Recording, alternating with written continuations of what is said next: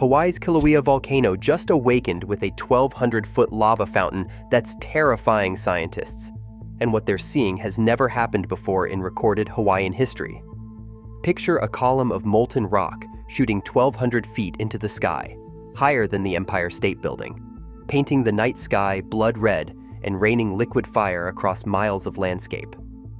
This isn't the gentle, predictable lava flows Hawaii is famous for. This is a violent eruption that's rewriting everything volcanologists thought they knew about Hawaiian volcanism. But here's what's really shocking experts. The lava fountain isn't coming from Kilauea or Mauna Loa, the usual suspects.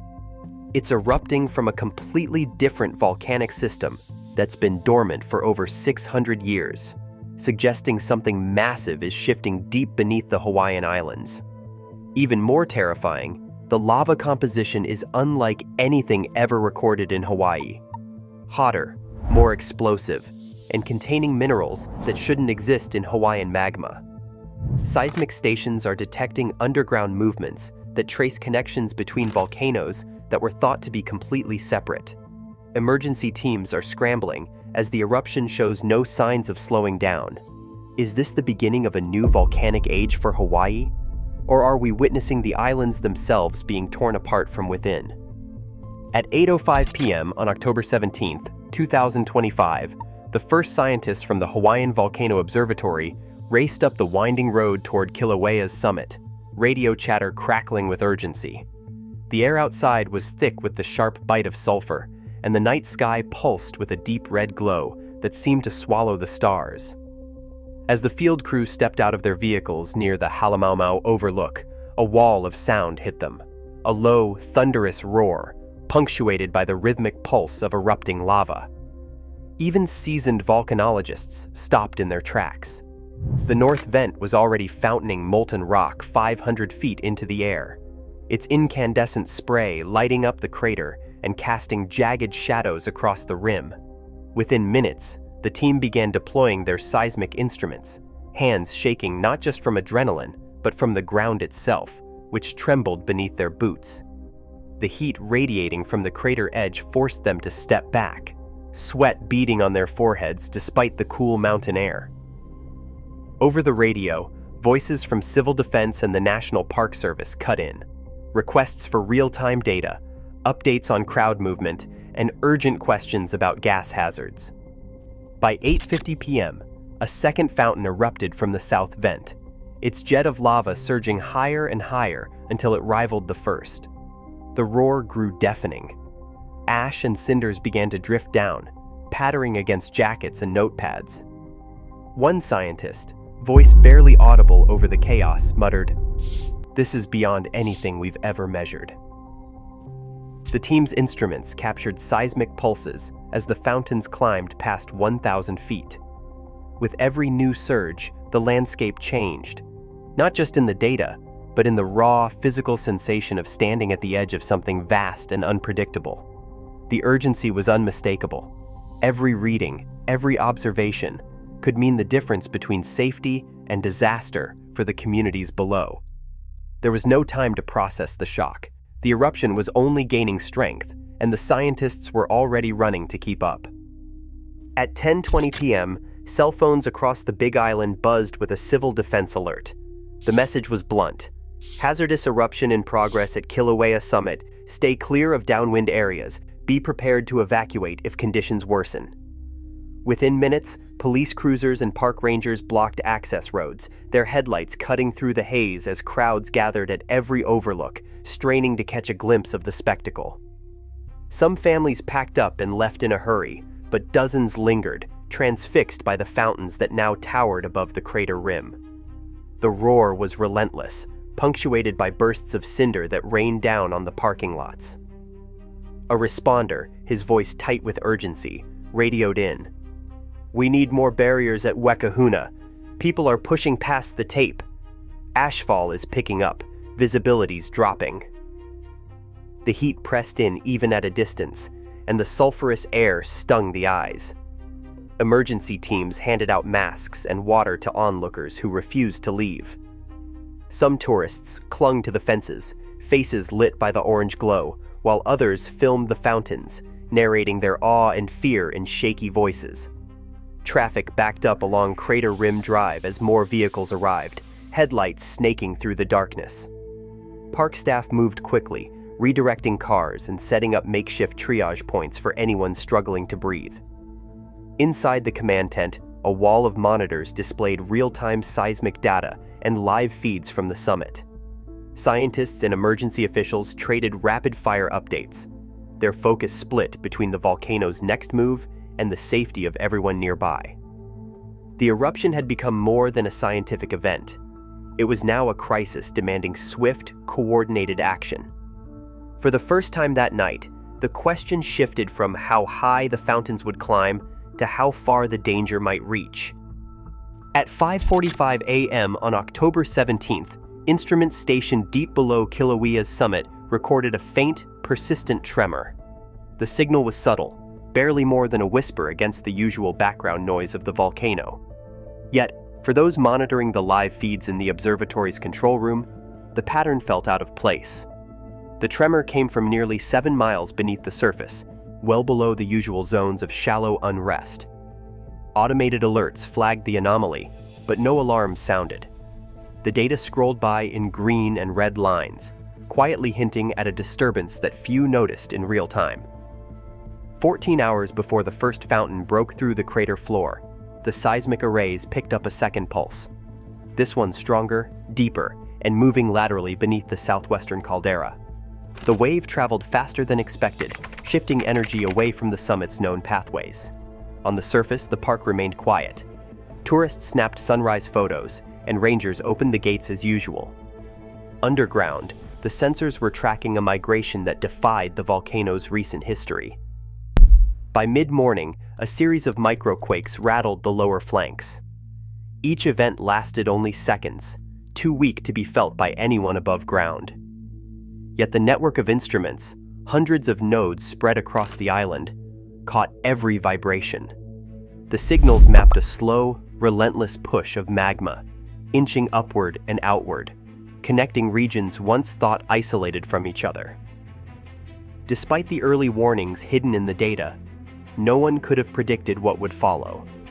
The instruments bore silent witness, logging each tremor and tilt, quietly building a record of the volcano's awakening.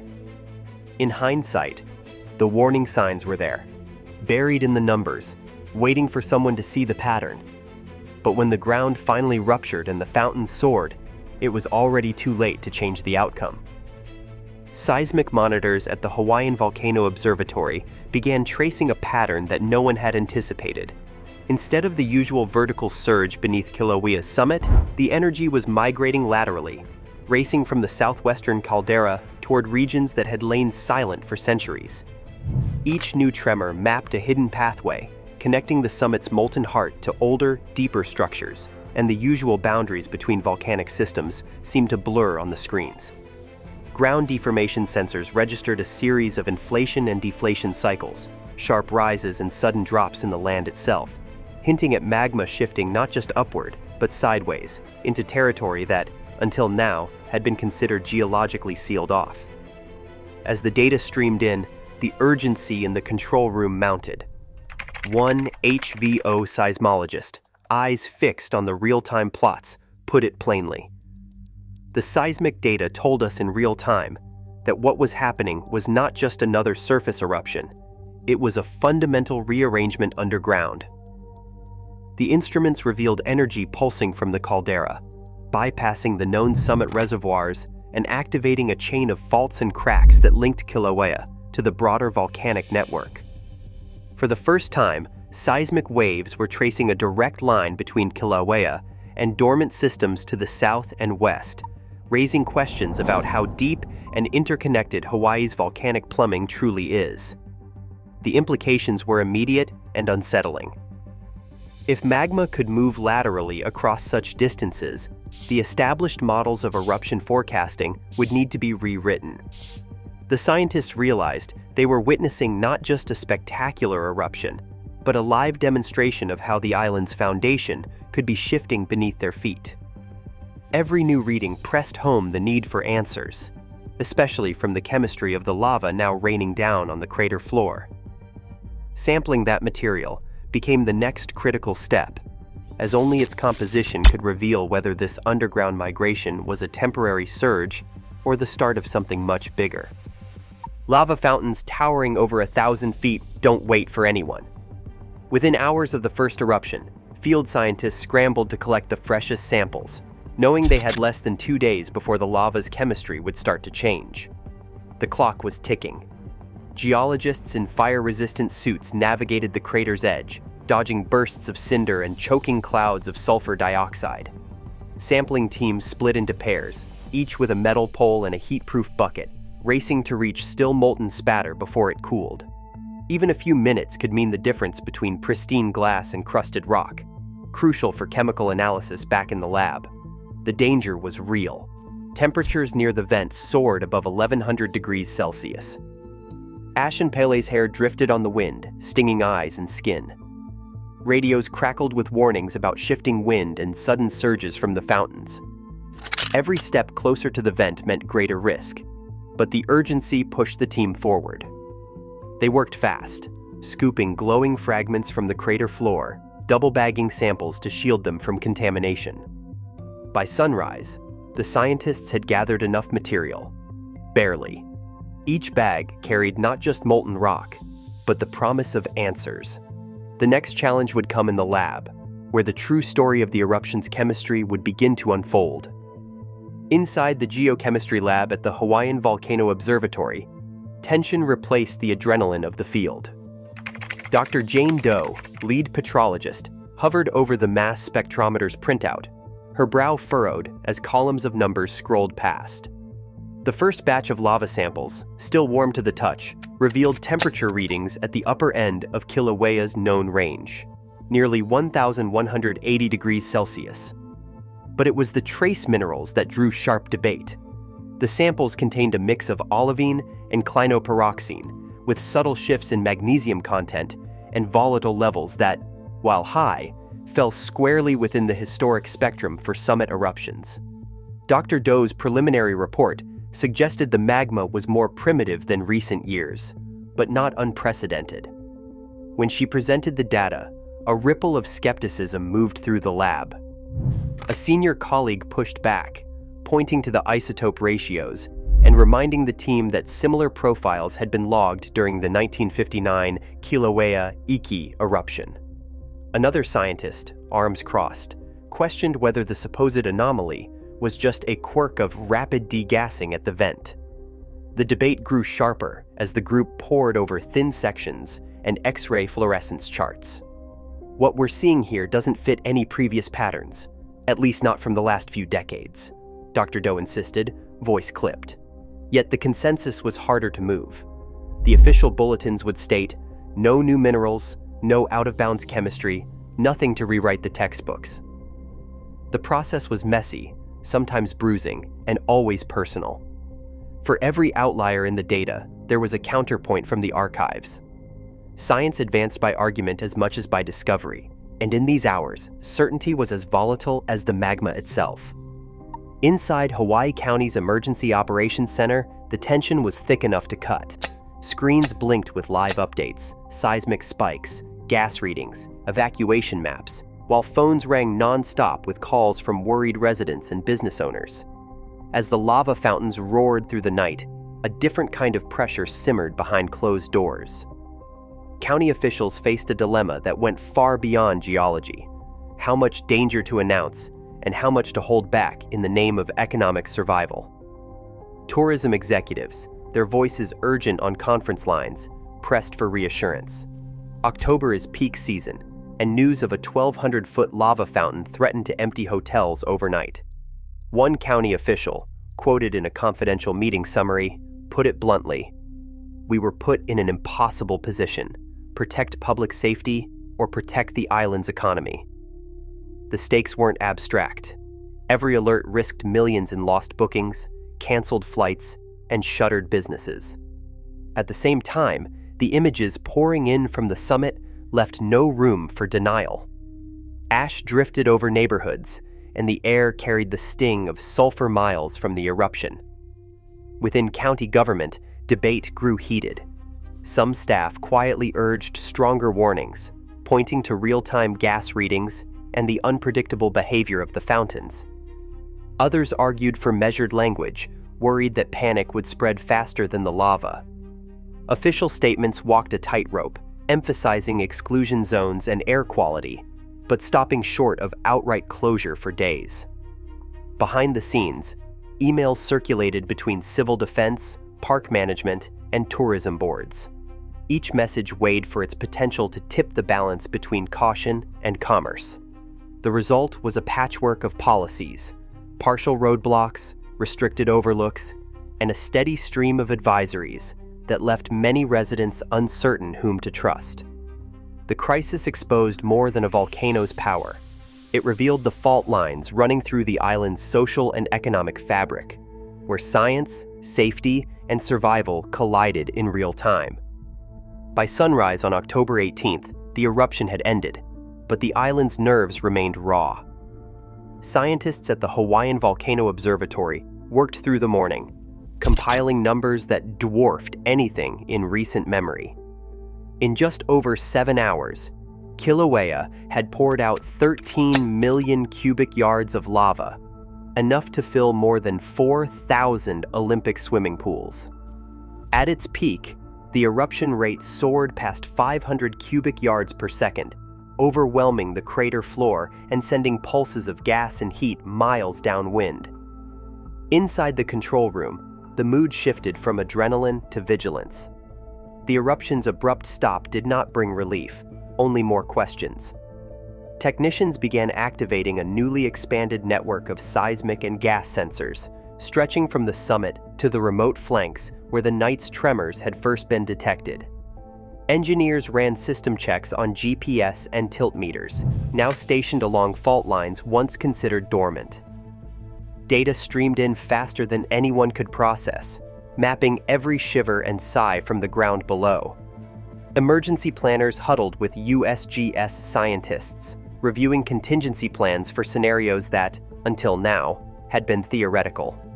The new sensor array was designed to catch the earliest hints of magma on the move, but coverage gaps in the island's forests and offshore zones left blind spots that no one could ignore.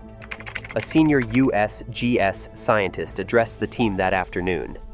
If these new pathways stay open, we could be in for a new volcanic chapter across all of Hawaii, not seen in modern history. This is a wake-up call. The sense of unfinished business lingered in every conversation. The eruption had stopped, but the ground was still restless. For now, everyone watched and waited, knowing that the next warning might come with little time to act. On October 17th, 2025, Kilauea's eruption sent lava fountains soaring 1,500 feet into the Hawaiian sky, higher than the Empire State Building. Scientists documented over 13 million cubic yards of lava in just under 8 hours, shattering records and expectations. Yet even with advanced seismic networks and rapid fieldwork, researchers encountered unexpected deep tremors and geochemical signals that challenged decades of assumptions about Hawaii's volcanic systems. While core lab results confirmed a more primitive magma source, some data about trace minerals and new pathways remain under review by the USGS. The precise cause of the eruption's scale and its connection to other volcanic structures is still under investigation. In the aftermath, emergency protocols were updated and monitoring intensified as officials and scientists prepared for further surprises. The October eruption stands as the most intense episode in recent Hawaiian history, clear proof that even the world's best-studied volcanoes can still defy prediction, demanding vigilance and humility from all who watch their slopes. California's volcano shocks scientists. West Coast is on high alert. And what they're finding beneath Lassen Peak is rewriting everything we thought we knew about this sleeping giant. After 107 years of eerie calm, satellites reveal the entire mountain swelling. Seismic waves ripple through the Cascade Range, and deadly gases kill forests at its feet. These are the same warning signs that appeared before Mount St. Helens erupted. And now Lassen might trigger a volcanic chain reaction no one's prepared for. But what actually lies beneath? And how close are we to disaster? The answers begin with Lassen's hidden past, where centuries of silent power have shaped every risk we now face. 800,000 years ago, the land beneath what is now Northern California was unrecognizable. Lava surged from deep within the earth, building layers of rock and ash that would one day become Lassen Peak. Over centuries, the volcano did not sleep quietly. It erupted again and again, hundreds of times, each event leaving scars across a region that now spans more than 200 square miles.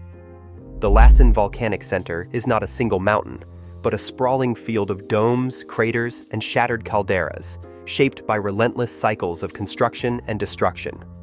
The landscape tells the story of chaos and renewal. The Chaos Crags, jagged and gray, rose from a violent eruption just 1,100 years ago.